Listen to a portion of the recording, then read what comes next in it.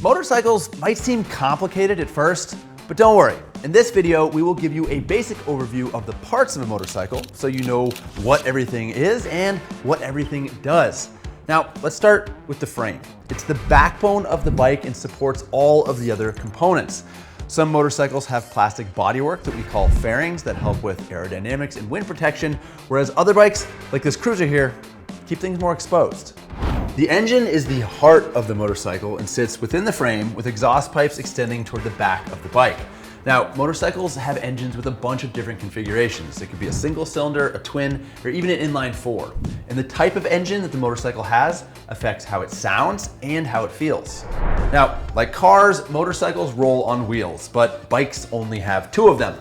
The rear wheel pushes the motorcycle down the road and gets power from the engine. The front wheel pivots so that the bike can steer. Both wheels are supported by the motorcycle's suspension, which helps absorb bumps for a comfortable ride. The front suspension is contained within the fork, and the rear suspension, which usually consists of one or two shocks, connect the swing arm to the frame. Up here, you've got the handlebar, which you hold onto to steer and control the motorcycle. On the right side of the handlebar is the throttle. This controls how fast the motorcycle goes. You twist it back to go faster. In front of that is the front brake lever, and you've also got switches to start and stop the engine.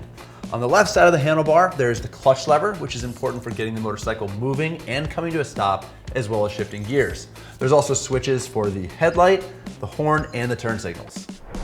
On top of the handlebar is the gauge cluster, which provides information such as your speed, your fuel level, and your gear position. There are also indicator lights for things like being in neutral or having your turn signals on.